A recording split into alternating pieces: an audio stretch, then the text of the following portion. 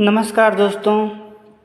एक बात कहना चाहेंगे बिहार के जो भी लोग देख रहे हैं वीडियो या कहीं के भी देख रहे हैं। इस बारी हम बिहार इलेक्शन को बहुत करीब से देखे हैं और हमने पूरा दिन जो है बिहार इलेक्शन को कवर भी किया है। तो देखा है कि कौन पार्टी कैसे, लेकिन मुझे एक चीज़ का बहुत ही अफसोस लगा कि जो भी मतलब बिहार के लोग हैं वो कहीं ना कहीं मतलब किन किन लोगों को मतलब जिताए। मतलब कुछ लोग ऐसे थे जिनको जीतना चाहिए था वो नहीं जीते।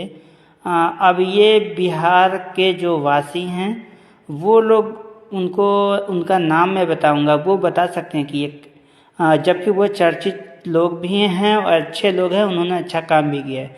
जैसे विपिन सर मुखिया, जो सला पंचायत के मुखिया विपिन सर, उन्होंने अपने यहाँ से, उनके यहाँ सला पंचायत में 4 kg राशन सबको मिलता था, लेकिन उन्होंने उसको, जब से वो मुखिया बने, उन्होंने मतलब लोगों से लड़ा, वीडियो से, वो सारे जो भी लोग हैं राशन वितरित का कार्य देखते हैं, और उन्होंने 5 kg राशन जो है सबको दिलवाने का जो है आश्वासन दिया और सबको दे रहे हैं। वोट उनके शासनकाल से दिया जा रहा है जब से मुखिया बने हैं।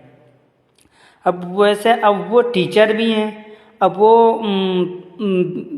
अपने उनके गांव में बाढ़ वगैरह आ रहा था, उसके लिए बांध भी बनवा दिए, अब बाढ़ भी नहीं आता। तो ऐसे ऐसे बहुत अच्छे अच्छे उन्होंने काम किए, लेकिन बिहारवासी उनको जो है हरा दिए महनार विधानसभा से। कम इनको तो अगर ये जीत के जाते, पढ़े लिखे व्यक्ति थे, तो हक की बात करते और जो है लोगों का जो मुद्दा था उसको उठाने का कार्य करते। अभी जैसे जो शिक्षक भर्ती हो रहा है, जो भी भर्तियां हो रही है, घोटाले हो रहे हैं, जो पेपर लीक का हो रहा है, ये सब सारी चीज़ें वो मुद्दा सदन में उठाते। एक ही है व्यक्ति, इनको कम से कम जिताना चाहिए था। दूसरा मनीष कश्यप भले ही ऑपोजिशन के व्यक्ति थे, भले ही बीजेपी में एक बारी चले गए और नहीं, लेकिन मनीष कश्यप भी बहुत ही सुलझे हुए व्यक्ति हैं। वो जो है कहीं ना कहीं बेरोजगारी का मुद्दा उठाते सदन में, लोगों का जो हक है वो भी उठाते, लोगों को जो आवास वगैरह नहीं मिल रहा है और लोगों का जो आने जाने का, कहीं यहाँ पे बाढ़ आ जा रहा है, लोगों को मदद करने का, तो ये भी सदन में पढ़े लिखे व्यक्ति थे, तो इनको पहुंचाना चाहिए था। ये सरकार के आंखों में आंखें डाल करके जवाब पूछ सकते थे। दूसरे व्यक्ति ये हुए। और एक तो ये जो है 2 व्यक्ति हुए, और एक और छात्र नेता लड़े थे, उनका नाम मुझे याद नहीं आ रहा है। वो भी बहुत ही छात्र नेता थे, उन्होंने भी निर्दलीय ही मैदान में उतरे थे। उनको भी कम से कम जिताना चाहिए था, ताकि वो अब जैसे बिहार के जो भी लोग हैं, बड़े बुजुर्ग हैं, अब जंगल राज तो जब था, अभी तो धीरे धीरे जंगल राज खत्म हो गया, हर जगह ही मतलब सारा कुछ ठीक है। तो अब धीरे धीरे जैसे कि अगर कोई पॉलिसी मेकिंग बन रही है, वो उसको ग्राउंड पे इम्प्लीमेंट नहीं हो रहा है। जहाँ पे देख रहे हो कितना कितना जो है पुल गिर रहा है, कहीं कहीं कुछ गिर रहा है। तो इन सब चीज़ें, कहीं जो है बेरोजगारी सबसे बड़ा मुद्दा है, छात्रों के ऊपर लाठीचार्ज होता है, क्योंकि एक छात्र हम हैं तो छात्र का दर्द समझती हूँ। अब जो माताएं बहनें हैं वो अपने लड़कों का दर्द नहीं समझती, क्योंकि उनके ही लड़के जा करके पिटाते हैं, फिर वो यहाँ से होकर के पलायन करके फिर तमिलनाडु, विदेश, सब जगह कमाने चले जाते हैं। यहीं पे एक अच्छी बात ये भी है कि देखो, तमिलनाडु के जो मुख्यमंत्री हैं स्टैलिन साहब, वो जाते हैं विदेश और जाकर के वहाँ से नौकरी ले आते हैं, क्योंकि वहाँ जाते हैं बड़ी बड़ी कंपनियों के डायरेक्टर से, बड़े बड़े कंपनियों के चेयरमैन से, बड़े बड़े कंपनियों के सीईओ से उनका मुलाकात होता है और उनसे वो मीटिंग करते हैं और अपने यहाँ इंडस्ट्री लाने की बात करते हैं। वहाँ तमिलनाडु में बिहार, यूपी का लड़का सब जाता है नौकरी करने के लिए। और हमारे यहाँ यूपी के जो मुख्यमंत्री वगैरह, ये भी देखो अपने यहाँ करवाए थे, लेकिन कितना ज़मीनी स्तर पर उतरा वो नहीं दिख रहा है। तो कम से कम जो कागज़ में दिख रहा है वो ज़मीन पे भी दिखना चाहिए। लेकिन पहले से थोड़ा सा यूपी अभी चल रहा है, ठीक ठाक चल रहा है, लेकिन जो छात्र हैं उनका आवाज़ दबाया जाता है। छात्र को जो जैसे 2011 की जो वैकेंसी टीचर की आई थी उसको ज़्यादातर ये लोग मतलब कुछ कर नहीं रहे हैं, और उस पर कई बार जो है जो नियुक्ति पत्र देने का काम हुआ था वो भी नहीं दिए, है ना। ये सारे प्रकरण जो है बहुत ही निंदनीय है, जबकि सरकार को करना चाहिए।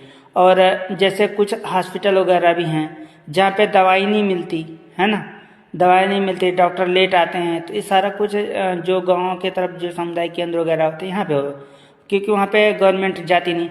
और जो आशा किरण वर्कर हैं, जो यूपी में आशा किरण वर्कर हैं, उनके लगभग 4 से 5 महीने हो गए, उनका वेतन ही नहीं आ रहा है, उनका पैसा भी नहीं आ रहा है। तो इस पे भी सरकार को ध्यान देना चाहिए। तो ये सारे मुद्दे उठाने के लिए जो होते वो न जाते। अब ऐसे मुद्दे जैसे अब पूरा मेजोरिटी एक ही पार्टी को मिल गया बहुमत, अब वो जैसे एनडीए को बहुमत मिल गया। अब जब सवाल पूछने वाला कोई होगा ही नहीं तो तुम्हारे हक की बात कौन करेगा। सरकार अगर जो है जो भी पॉलिसी मेकिंग बनाना चाहेगी, जो पॉलिसी बनाना चाहेगी वो बनाएगी, कोई रोकने वाला नहीं होगा। तो बिहार वासी ये बात तो मतलब कर दिए, अब जो भी मतदान देना था वो दे दिए, लेकिन आप लोग जो है अपने दिमाग से थोड़ा सोचिए, क्योंकि जैसे कि आपके जो बच्चे हैं वो आपने जो मेहनत मजदूरी किया, आपने कहाँ तक लाया बिहार को, वो तो ठीक है। जो आज के लड़के हैं वो पढ़े लिखे युवा हैं, अगर उनके हाथ में बिहार जाएगा तभी बिहार का भविष्य आगे जाएगा, क्योंकि वही उनको आगे बढ़ा सकते हैं। बीजेपी में भी हैं अच्छे नेता हैं, नीतीश कुमार जी जेडीयू के हैं, वो भी देखो 25 साल से, लेकिन अब वो बुजुर्ग हो चुके हैं।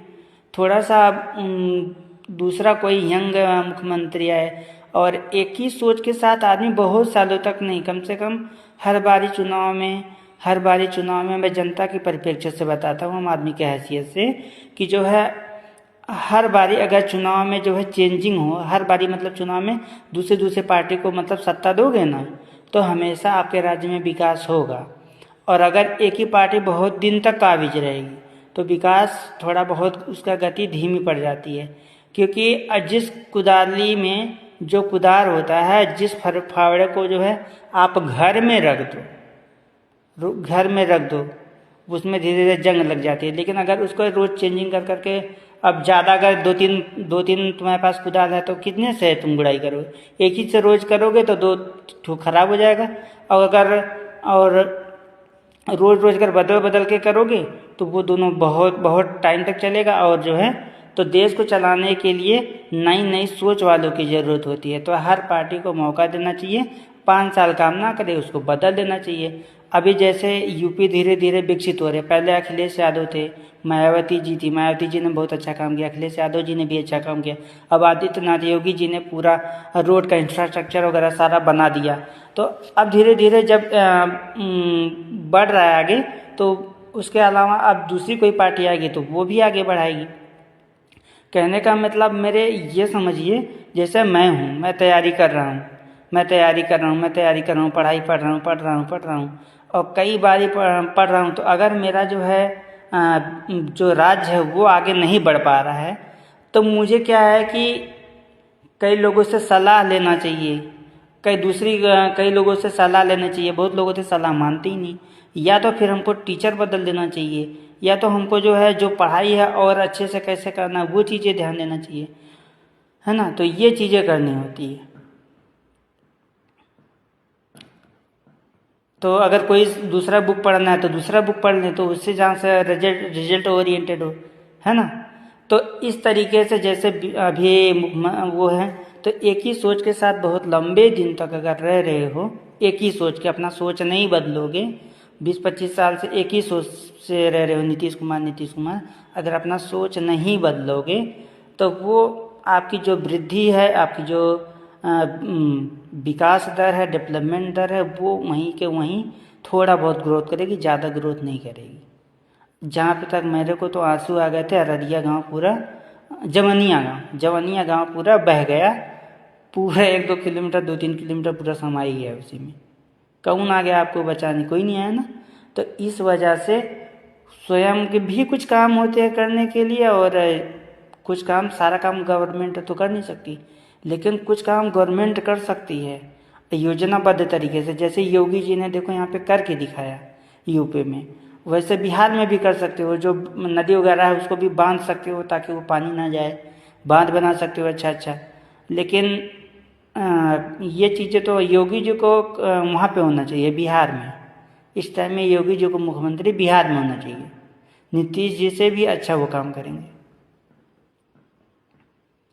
आप लोग को ये सेशन कैसा लगा कमेंट बॉक्स में कमेंट करके बता सकते हैं। बाकी वीडियो को लाइक कर सकते हैं, शेयर कर सकते हैं, चैनल को फॉलो कर सकते हैं। धन्यवाद।